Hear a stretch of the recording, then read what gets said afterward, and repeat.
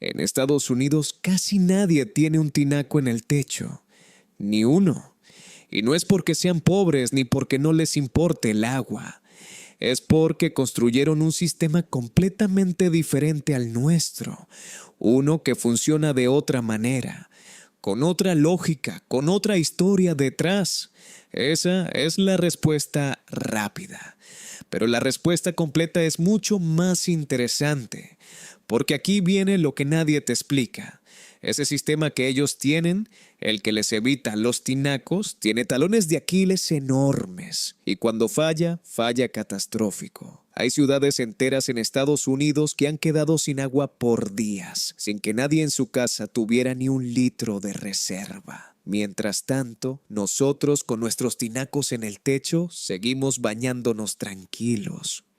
Suscríbete si quieres entender por qué lo que parece atrasado a veces es exactamente lo que te salva. Al terminar este video vas a ver el tinaco de tu casa con ojos completamente distintos. Ya no va a ser ese objeto feo que ocupa espacio en el techo. Va a ser una decisión de diseño, una respuesta cultural a un problema real y en muchos casos una ventaja que los americanos simplemente no tienen. La respuesta tiene que ver con algo que parece simple, pero esconde una historia fascinante sobre infraestructura, geografía, economía y hasta orgullo ingeniero. Quédate porque esto se pone muy bueno. Primero, hay que entender cómo funciona el agua en una casa típica de Estados Unidos. Porque si no entiendes eso, no puedes entender por qué el tinaco nunca existió ahí. En la mayoría de las ciudades estadounidenses, el agua llega a tu casa directamente desde la red pública con presión, alta presión, tan alta que no necesita ningún depósito intermedio. Imagínate una manguera conectada directo a la llave de la calle. Abres la llave y el agua sale disparada. Así funciona su sistema. La presión municipal es tan constante y tan fuerte que el agua sube sola por las tuberías, llega al segundo piso, al tercero, donde sea. ¿Por qué pueden mantener esa presión? Eso es exactamente lo que vamos a entender ahora. La clave está en algo llamado Water Tower, la torre de agua. Son esas estructuras enormes que ves en las ciudades americanas, metálicas, con forma de hongo gigante, paradas en medio de los barrios. Eso es básicamente un tinaco gigante elevado. Solo que en vez de estar en cada casa, está centralizado para todo un vecindario, para toda una zona. Una sola torre puede abastecer a miles de casas al mismo tiempo. La lógica es exactamente la misma que la del tinaco. Agua elevada que cae por gravedad y crea presión. La diferencia es quién lo paga y quién lo mantiene. En Estados Unidos lo paga el municipio. En México lo paga cada familia. Y aquí viene algo que mucha gente no sabe. Esa diferencia no es casualidad. Tiene que ver con cuándo y cómo se desarrolló la infraestructura de cada país. Estados Unidos construyó gran parte de su red de agua potable entre finales del siglo XIX y la primera mitad del siglo XX. Era la época del gran auge industrial americano. Había capital, había ingenieros, había voluntad política de modernizar las ciudades rápido. Así que invirtieron masivamente en sistemas centralizados de alta presión, tuberías gruesas, torres de agua, plantas de bombeo enormes. Todo diseñado para que el usuario final no tuviera que pensar en el agua. Llegas a tu casa, abres la llave, sale agua. Punto. México tuvo un camino muy diferente. Aquí viene la parte que más sorprende cuando la escuchas por primera vez. En México, el crecimiento urbano fue mucho más rápido que la inversión en infraestructura. Las ciudades crecieron a una velocidad brutal, especialmente en la segunda mitad del siglo XX. La Ciudad de México, Guadalajara, Monterrey, millones de personas llegando a vivir a zonas que no tenían tuberías, no tenían presión, no tenían nada. ¿Qué hace una familia que necesita agua y la red pública no llega con suficiente presión hasta su casa? Busca una solución. Y la solución fue el tinaco. El tinaco es literalmente una respuesta de ingeniería popular a una falla de infraestructura. No lo diseñó una empresa transnacional, no lo impuso el gobierno, lo adoptó la gente porque funcionaba. Pones un depósito arriba, lo llenas cuando hay presión en la calle y cuando la presión baja o se corta el agua, tú sigues teniendo. La gravedad hace el trabajo. Es simple, barato y funciona. Y no solo eso, el tinaco se convirtió en parte del vocabulario arquitectónico mexicano. Hay casas diseñadas con el cuarto del tinaco incluido. Hay plomeros especializados en tinacos. Hay marcas mexicanas de tinacos que son íconos nacionales. El Rotoplas no es solo un producto, es casi una institución. Pero hay una pregunta que seguramente ya te estás haciendo. Y si en Estados Unidos el sistema es tan bueno, ¿por qué a veces se quedan sin agua? Aquí viene el giro más interesante del video. El sistema americano de alta presión centralizada tiene una debilidad enorme. Depende completamente de que la infraestructura funcione sin parar. Si hay un corte de luz, las bombas se apagan. Si hay una tubería rota, la presión cae. Si hay una tormenta de hielo, como la que golpeó Texas en febrero del 2021, las tuberías se congelan y revientan. Y cuando eso pasa, millones de personas se quedan sin una sola gota de agua en casa. ¿Recuerdas lo que pasó en Texas ese febrero? Más de 4 millones de hogares sin agua.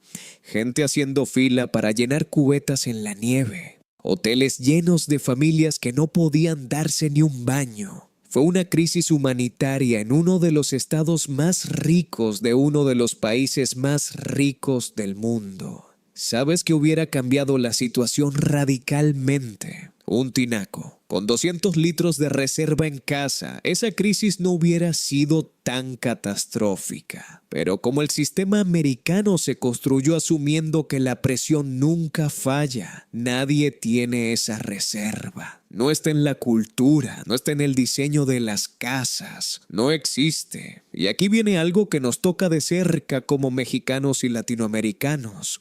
Nosotros que crecimos viendo el tinaco como símbolo de una infraestructura incompleta, resulta que tenemos algo que los americanos no tienen: resiliencia hídrica doméstica.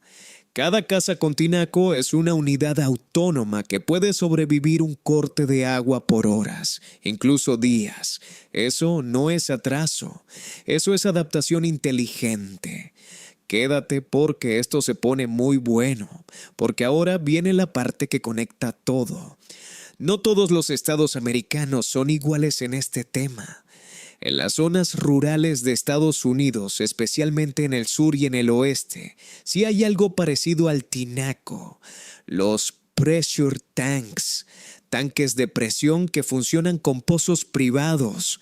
Y en algunas comunidades de bajos ingresos sí se usan depósitos elevados similares a los nuestros. La diferencia es que en esas zonas se considera una solución de emergencia o de pobreza. En México es estándar en cualquier casa, de cualquier nivel económico. Incluso en las colonias más exclusivas de Santa Fe o Las Lomas, hay tinaco. El ingeniero que diseña el edificio de lujo lo incluye en los planos, no porque la presión falle, sino porque es lo sensato. Es una red de seguridad construida en la arquitectura misma del hogar. Ahora, la pregunta que todos están haciendo: ¿están los americanos empezando a reconsiderar esto? La respuesta es sí, pero lentamente.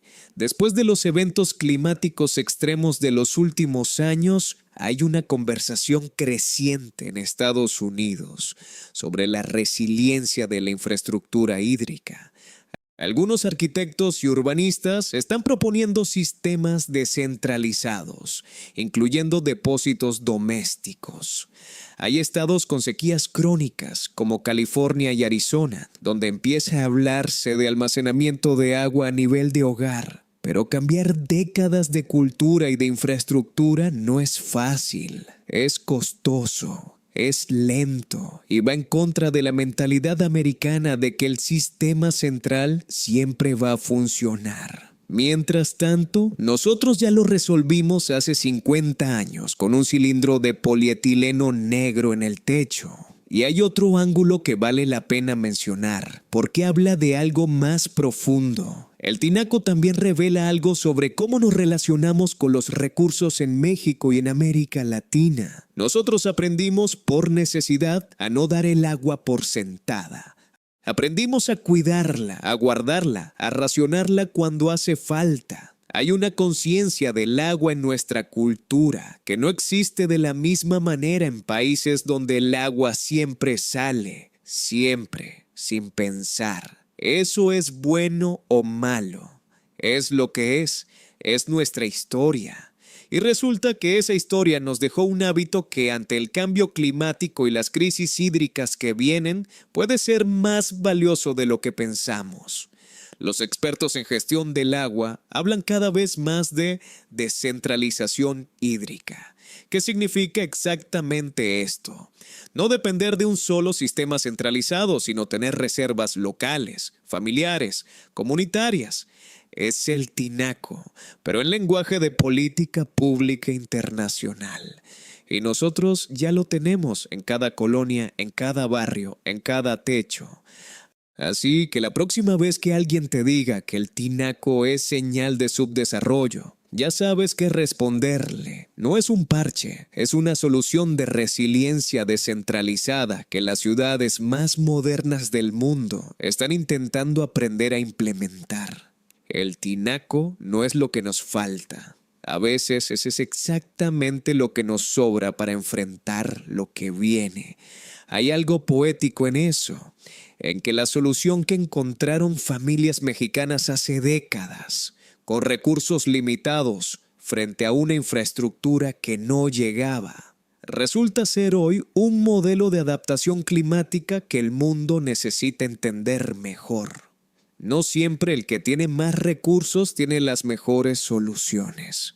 A veces la necesidad inventa algo que el confort nunca hubiera creado. ¿Y tú? ¿Creías que el tinaco de tu casa era un problema o siempre lo viste como algo normal? Cuéntame en los comentarios porque me interesa saber cómo lo ven en tu ciudad, en tu estado, en tu país. Y si eres de un lugar donde no hay tinacos, también dime cómo manejan el agua en tu casa, porque seguro hay algo interesante ahí. Si este video te hizo ver algo cotidiano con ojos nuevos, dale like, que eso ayuda un chingo a que más gente lo encuentre. Y suscríbete, porque en este canal seguimos explorando exactamente este tipo de preguntas.